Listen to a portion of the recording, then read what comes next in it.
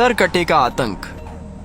एक छोटे से गांव का से जिसका नाम था कतुलिस्तीवा। ये गांव के लोग बहुत खुशहाल जीवन जीते थे, लेकिन फिर एक दिन सब कुछ बदल गया। गांव में रात के समय अजीब घटनाएं होने लगी। पशु डर कर भागने लगे। धीरे धीरे गांव वालों को महसूस होने लगा कि कोई अनजानी परछाई अब गांव में मंडराने लगी है। एक रात गांव के उत्तर दिशा में बने एक घर से चीख की आवाज आई। लोग दौड़े, लेकिन जब वहां पहुंचे तो वहां केवल एक बच्चे की लाश मिली। उसके चेहरे पर भय की छाप थी, मानो वह मरते समय भी कुछ कहना चाहता हो। धीरे धीरे गांव में फैल गई एक भयानक अफवाह। एक सरकटा आदमी रात को गांव में आता है। वो हर रात किसी घर का दरवाजा खटखटाता है और जो बच्चा बाहर आता है वह फिर कभी नहीं लौटता। लोग इसे अंधविश्वास मानकर नजरअंदाज करने लगे, लेकिन फिर एक और बच्चा मारा गया, फिर एक और। अब यह सिलसिला हर रात का बन गया। हर रात जैसे ही घड़ी 12 बजती, गांव में सन्नाटा फैल जाता। हर घर का दरवाजा बंद कर दिया जाता। ठक ठक ठक ठक कोई जोर जोर से किसी घर का दरवाजा पीटता। उसके बाद बस चीख सुनाई देती और फिर सन्नाटा। सुबह गांव के चौराहे पर एक और मासूम की लाश पड़ी होती। गांव वालों का धैर्य अब टूट चुका था। एक सुबह वे सब मिलकर पास के थाना पहुंचे। उन्होंने इंस्पेक्टर रवि सिंह को सब कुछ बताया। इंस्पेक्टर ने पहले इसे मजाक समझा। अरे भूत वूत कुछ नहीं होते, किसी सिरफिरे कातिल का काम होगा। गांव वालों ने बच्चों की तस्वीरें, घटनाओं का क्रम और सबूत दिखाए। इंस्पेक्टर थोड़ा गंभीर हुआ और कहा, ठीक है, आज रात मैं खुद गाँव में पहरा दूंगा। अगर सच में कुछ है तो सामने आएगा। रात करीब 12:15 पर इंस्पेक्टर रवि गांव पहुंचा। गांव शांत था, मगर आसमान में काले बादल थे। हवा चल रही थी और हर तरफ डर का माहौल। तभी ठक ठक ठक ठक एक कच्चे घर का दरवाजा जोर से पीटा गया। इंस्पेक्टर ने अपनी बंदूक उठाई। अचानक एक परछाई सामने आई।